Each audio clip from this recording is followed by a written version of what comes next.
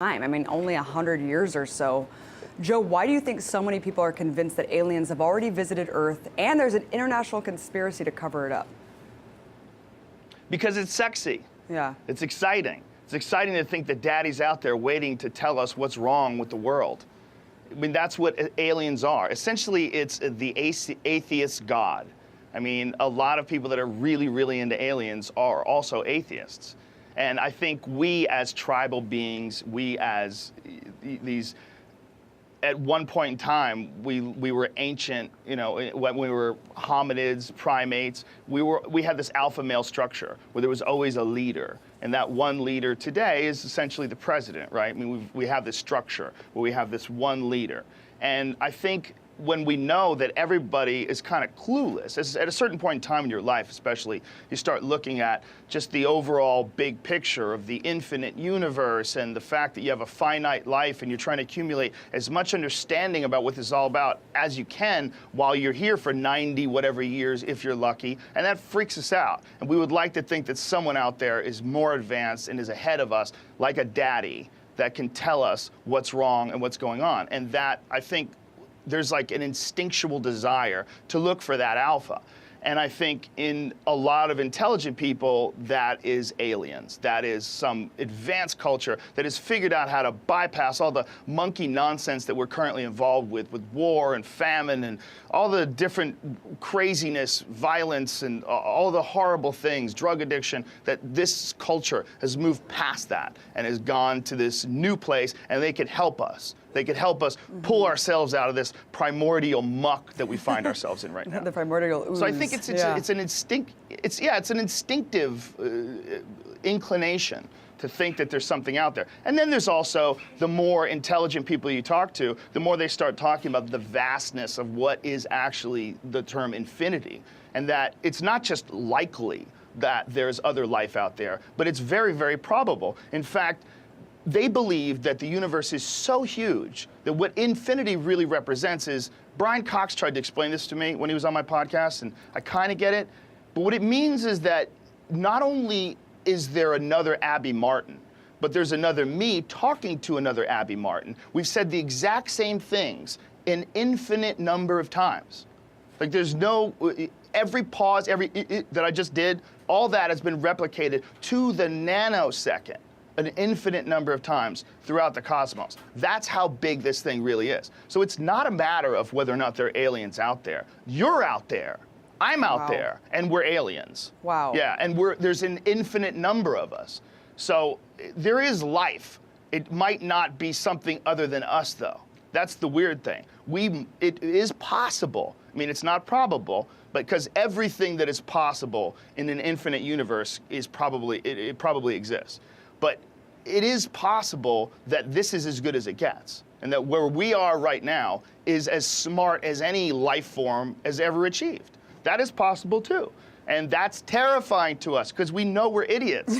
We look at our behavior, we look at our wars, we look at the deficit and crime, and we look at the financial market and speculations and the fact that it's all stock market trades are being run by algorithms. It's chaos. It's craziness. And we hope there's someone better. We hope that we see the flaws in our own system, and we hope that someone out there in the cosmos has nailed it. But it's possible that the reason why we have advanced so much more, we have so much more technological ability than the other animals that are on this planet, it might just be because we're aware of this thing. We're aware of how bad we are. We're aware of how much potential we have, and we look towards an alien or a god or something as being some divine being that has conquered all the things that hold us from achieving our true potential. People get really hooked on this idea that it's definitely happened and that we've been contacted, and then they obsess on it. Mm-hmm. When you really look at the evidence, and I've really looked at as much of the evidence as I could get a hold of in a week or so. I mean,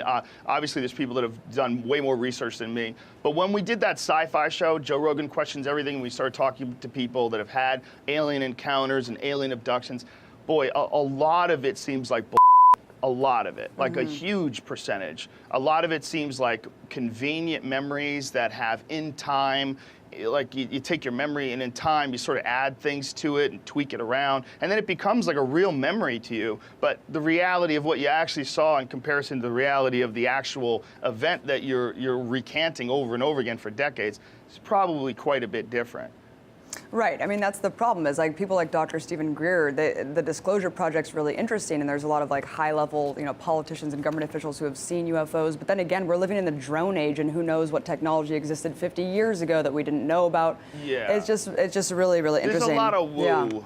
Yeah. There's a lot of woo going on with that. That's a big part of that stuff. It's sexy to think that the aliens have visited us, but it's also possible that they never have. It's also possible that all these things that you see that are unidentified, that all of them are of human creation. It's possible that aliens, if they are smart enough to get here, they're also smart enough to be invisible. I mean, they could be watching this right now, standing right here, laughing at us. Like, these idiots think we're going to fly around on a plate. Like, we're right here, dude. We travel back and forth whenever we want, and we don't exist in a physical form. So you can't see us. You don't have the senses to detect us. I mean, it's incredibly possible that if you're dealing with multiple dimensions that we don't understand, like if you listen to string theorists, they're talking about 11 to 15 possible dimensions. We're only capable of seeing a few of those. So it is possible that some advanced being that exists in these other dimensions, this is where it gets really crazy, might not just be able to come visit us, but they might be here all the time, and we just can't detect them because we simply don't have the ability. Just like if you didn't have a nose, you wouldn't be able to detect smells. Like you wouldn't know that smells were a real thing. You would have no idea. If you had no sense of smell, you would have no idea that things smell different, that leather smells different than cheeseburgers.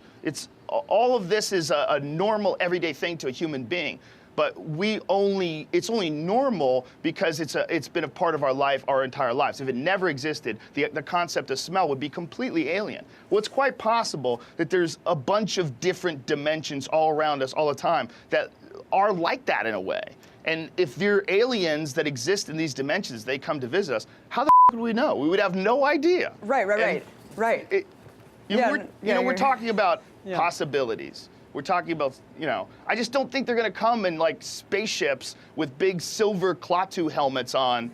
It seems goofy. The gray head, the big black eyes. It seems so archetypal that I smell and I might be wrong. I mean, it's very possible that people have come, but it's also possible that people are having crazy dreams, and then they convince themselves that they're real, and then they believe that there's aliens that are coming to visit them, and that makes them more interesting than everybody else. It makes them special. Someone has finally recognized that they're special. Right. I mean, what about everyone just having kind of a collective DMT kind of release in their brain and having these alien encounters? I mean, I don't know. I don't know, because it is weird how everyone kind of has the same contact, and the same story.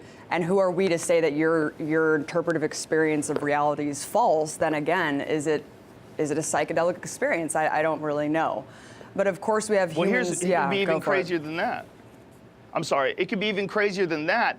It could be both. It could be just a dream, but that dream could in fact be a real experience. Like you're actually making contact with alien life forms. It could be that there are passages when you are dreaming, when you're having this deep REM sleep, where you achieve some sort of an entrance into these potential other dimensions. That could be a part of the dream state.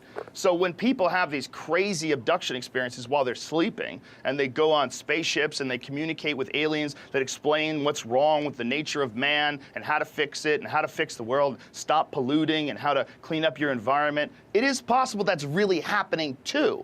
The idea of a dream, we look at the idea of a dream like, oh, it's just a dream. But what does that really mean? We don't exactly know what the f*** a dream is. We know that we look forward to sleeping. We know that we shut off every night with no hesitation. No one's scared to go to sleep. Everyone's scared to die, but no one's scared to go to sleep.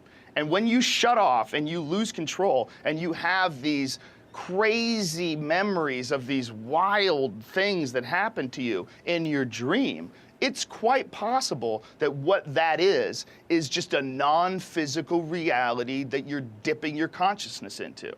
And it might not be something you could put on a scale or hit with a hammer, but it's quite possible that, like psychedelic trips, like ayahuasca experiences or DMT experiences, those are all based on normal human neurochemistry that exists in your brain, and they believe exists during heavy REM sleep.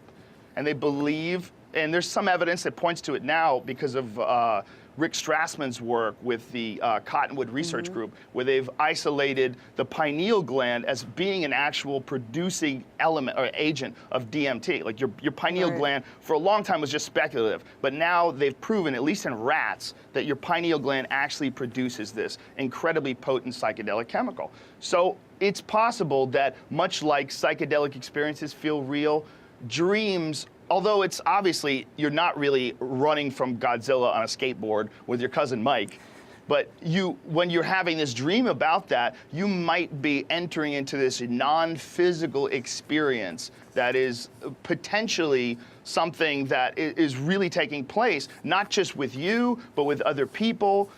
You can have collective dreams on psychedelic chemicals. Insane. It's possible that we just don't know how to tune into whatever that might be.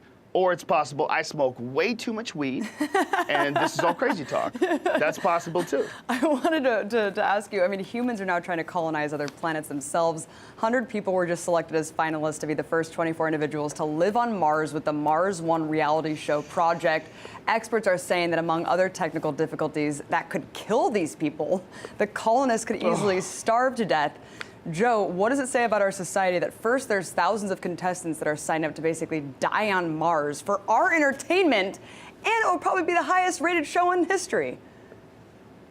Yeah, if we could just get like the Beverly Hills Housewives to get in one of those Mars things and send that out there, then it would be the highest rated show. They're just pulling their hair in space.